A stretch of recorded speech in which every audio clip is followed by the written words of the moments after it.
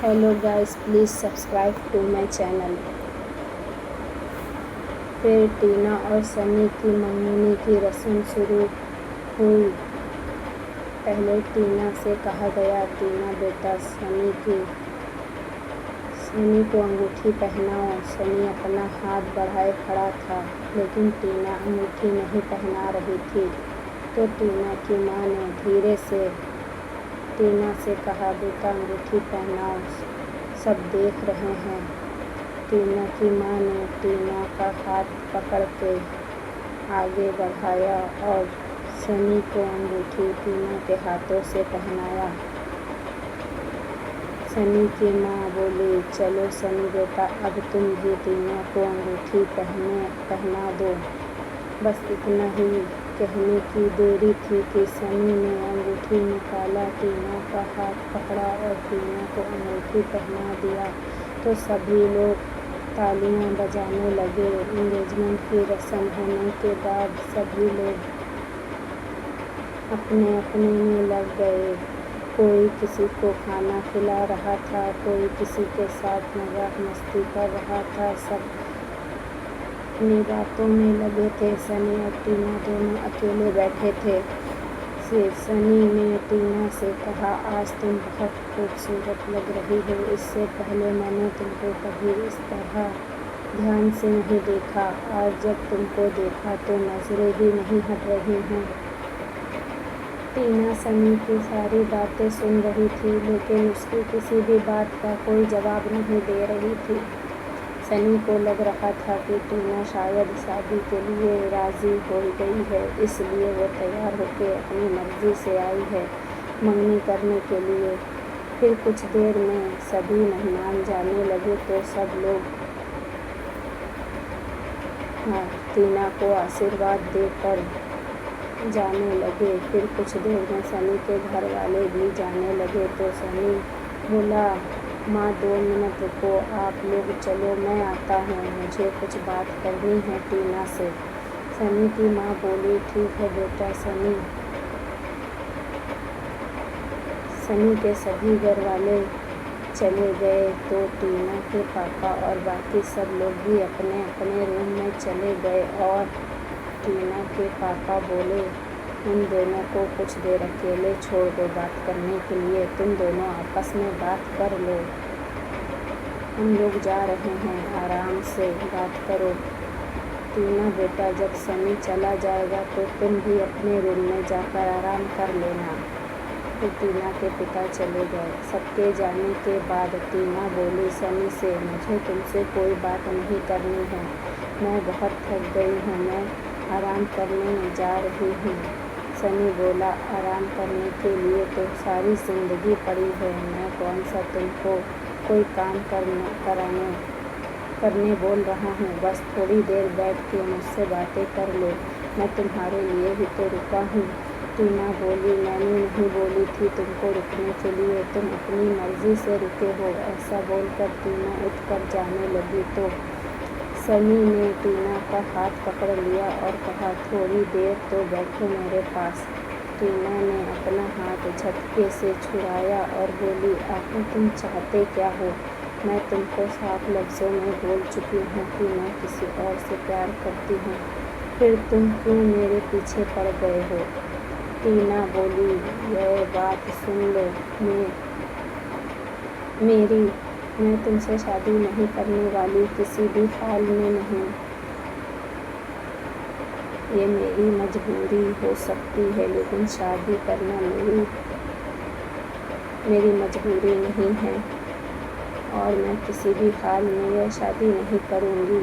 ऐसा बोलकर टीना जाने लगी तो सनी ने टीना का हाथ पकड़ा और अपनी तरफ खींचा और उसकी कमर से जोर से पकड़ कर बोला, अब तुम भी मेरी एक बात सुन लो, जिस तरह तुमने आज मजबूरी में यह मंगनी की है, इसी तरह तुम शादी भी करोगी मजबूरी में ही सही, ये और मुझे ये यकीन है।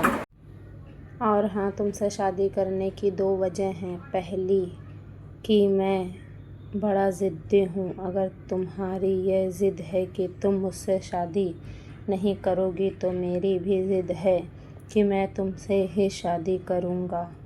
और दूसरी, अब तो तुम मुझे अच्छी भी लगने लगी हो। टीना ने सनी को धक्का दिया और कहा, दूर हटो मुझसे। सनी मुस्कुरा रहा था और टीना के तरफ देखकर गाना गा रहा था। टीना को सनी की ये हरकत पे बहुत चिढ़ आ रही थी। गाना गाते गाते सनी चला गया और टीना सनी पर बहुत गुस्सा आ रहा था, लेकिन वह कुछ कर नहीं सकी। टीना जैसे ही अपने रूम में पहुंची, फिर से विजय को कॉल लगाने लगी तो विजय का फ़ोन अभी भी स्विच ऑफ बता रहा था। तो वो गुस्से में चीज़ें फेंकने लगी और वो गुस्से में चिल्लाने लगी कि ये सब क्या हो रहा है मेरे साथ। टीना पूरी रात अपने रूम में ही टहल रही थी और यही सोच रही थी कि अब मैं क्या करूं और कैसे शादी को रोकूं। उसको कुछ समझ में नहीं आ रहा था। इसी तरह पूरी रात निकल गई। फिर सुबह में टीना बार बार घड़ी के तरफ देख रही थी और यही सोच रही थी कि कब 12 बजे और पापा ऑफिस जाएं और मैं यहाँ से निकलूं कैसे भी करके। आज तो मैं किसी भी हाल में विजय से बात करके ही रहूँगी। जैसे कि टीना के पापा के ऑफिस निकलने का टाइम हुआ, वैसे ही टीना भी खामोशी से धीरे धीरे आई। इधर उधर देखते हुए वह जा रही थी। उसने धीरे से दरवाज़ा खोला तो टीना की माँ ने उसे देख लिया और आवाज़ दिया, टीना कहाँ जा रही हो? मत जाओ, तुम्हारे पापा बहुत नाराज़ होंगे। अपनी माँ की एक नहीं सुनी और वह जल्दी से वहाँ से चली गई। इधर टीना की माँ ने तुरंत ही टीना के पिता को फ़ोन लगाकर सब बता दिया कि टीना घर से निकल गई है बिना बताए कि वह कहाँ जा रही है। और उधर टीना घर से निकलते ही सबसे पहले सीमा के पास गई और उसको बुलाया। सीमा से बोली, चलो अब हम दोनों मिलकर विजय का पता लगाते हैं कि वो कहाँ गया है। तो सीमा और टीना दोनों विजय के फ्रेंड रवि के घर गए। रवि से बात करने पर पता चला कि उसको भी उतना ही मालूम है जितना कि टीना और सीमा को मालूम है। यही कि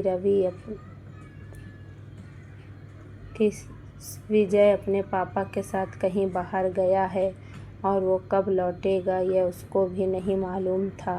टीना उदास हो गई और बोली, मुझे लगा था तुम्हारा तो बेस्ट फ्रेंड है, तुमको तो बताया होगा कब तक लौटेगा, या फिर तुम्हारी तो बात होती होगी फ़ोन पर रवि से।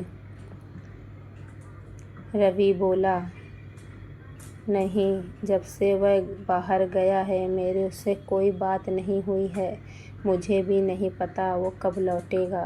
टीना ने रवि को अपना कॉन्टैक्ट नंबर दिया और कहा, अगर तुमको कुछ भी मालूम होता है विजय के बारे में तो प्लीज़ मुझे कॉल करके ज़रूर बताना। फिर वो दोनों घर वापस आ गए। टीना जैसे ही घर लौटी तो देखा पापा सामने बैठे हैं और वह पापा को देखकर डर गई। गाइस प्लीज़ मेरी स्टोरी को लाइक करें, मेरे चैनल को सब्सक्राइब करें।